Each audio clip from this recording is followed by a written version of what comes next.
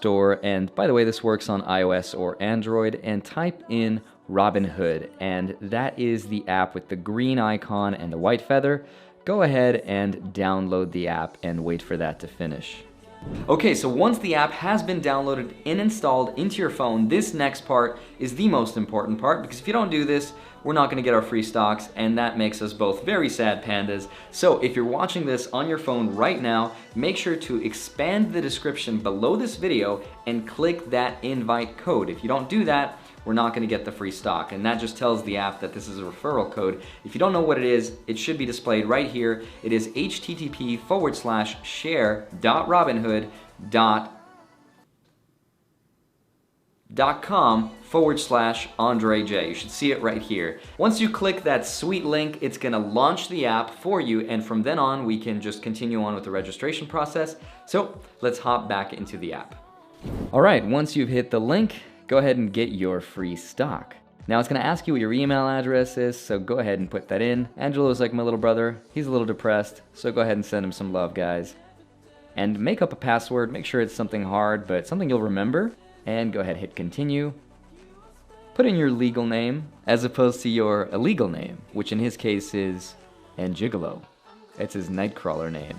And hit continue. At this point, it's gonna ask us for our phone number, starting with the area code, so go ahead and fill that in and hit continue. Next up, date of birth. Go ahead and fill that in as well and hit continue. The next one is residential address. It's gonna try to guess, but go ahead and put in your full address in anyway and hit continue. Next up is your citizenship. Can you guys guess what Angelo is? He is Indonesian. None of you guys guessed that. Go ahead and smash continue and hit continue right here. It's gonna ask for your social security number. Go ahead and put that in, and how much investment experience do you have? Angelo has none, so we're gonna hit none. Are you employed? Yes, we are. I hope you are too. Making some money, and go ahead and put in your employer and your job description or title. And after you're done with that, go ahead and hit continue. Are you or a family member a trust fund baby? Hit no. Most of us are not. And does your family work for another brokerage? No. At this point, you're just gonna ask you to verify your first name. Go ahead and hit continue if all looks correct, along with your last name. And scroll down through this really important information that you should probably read and hit submit your application. At this point, it's gonna ask you to fund the account, so go ahead and click continue. Okay, so at this point, they're gonna ask to connect to your bank account, and whoever you bank with, it's gonna ask for the username and the password. And I know it's a weird thing, but I promise you, in the 5 years that I've had this app and I've trusted them with my money, everything's been all right, and they will never move money without your permission and without your say-so. They just need to know, just in case you wanna move money from the bank to the app or vice versa when you buy and sell stocks. It's super standard practices, and you can trust them. I have for many, many years now. So connect to your bank account, and let's get back to the app. All right, this might take a minute to connect to your bank, but once it does, I'm gonna hit checkings for Angelo and put in just $10. You guys don't actually have to put in anything, but I just put something in for him just in case.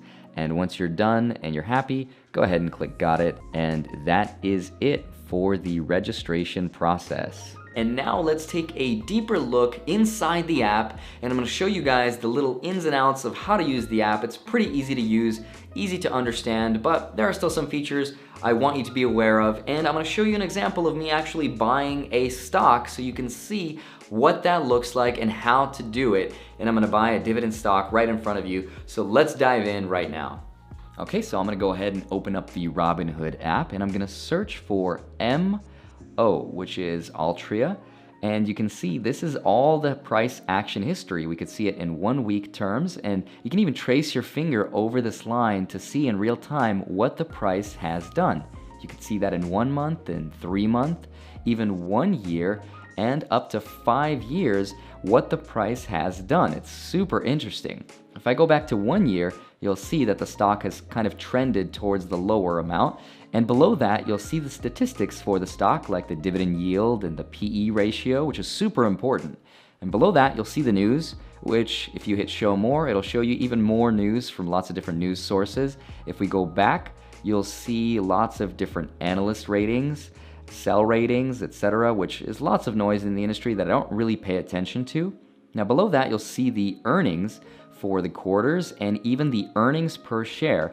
It says 95 cents for each stock, for one stock that you buy. Now below that, you'll see other companies that people have bought like Philip Morris, AT&T, General Mills, ExxonMobil, British American Tobacco, and Verizon. I have all of these companies in my portfolio. Now if you scroll lower, you'll see a little bit about the company, when it was founded, and pretty important stuff. If you hit the buy button, you'll actually be able to buy the stock. So I'm gonna go ahead and put in right here 1 share. And at this point, I can actually hit review, and if I swipe up, I'll actually buy the stock, but I'm not gonna do that right now.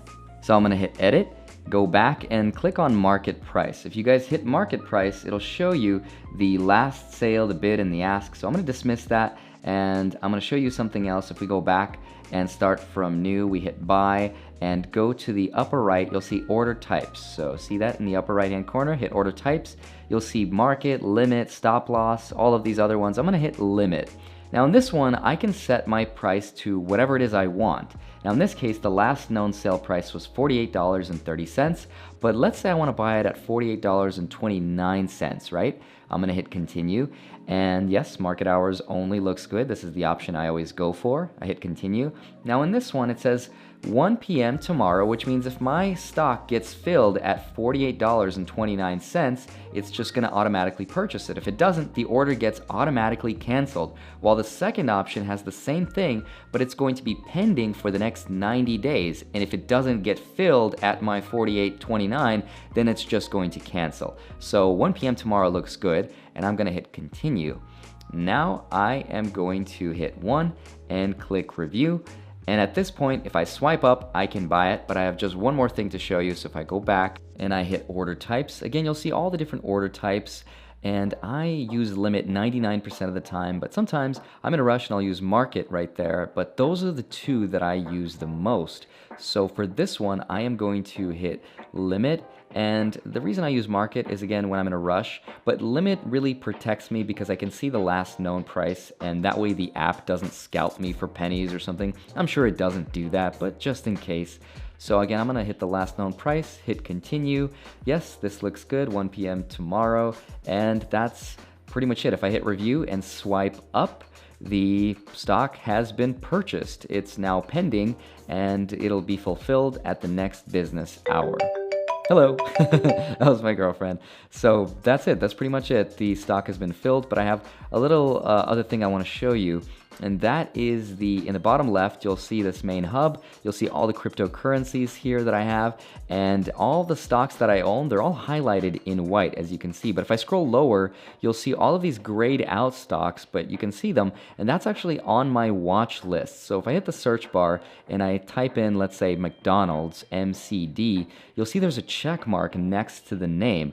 And if I click it, I've just removed it from my watch list. So I'm going to check it back, and that way I have easy access to it. So I'll show you in the bottom left again. It'll be somewhere along these stocks, but basically it prevents you from having to go to the center bottom tab there and having to look up every stock every time. So that's what a watch list does. It's just for convenience. Now if you hit the bottom right, you'll actually see account summary. If I click on that, it'll show you your withdrawable cash, your stocks, your purchasing power, all kinds of important little statistics. And if you scroll a little bit below that, you'll actually see the view pending orders, and MO, that's the stock that we are going to purchase, and that's pending right there. If we hit back, we're going to see below that the account statements, which you can click. And that's really important because every month it generates an account statement, and mine date back all the way to 2015, which is kind of when I started this whole thing. And I'm gonna show you guys my most recent one, and that's for December 31st, 2018. And it'll show you all of my dividends that I've generated that past month, how much cash I have, and etc. That's pretty much all the features that I like to use. Now, once I signed up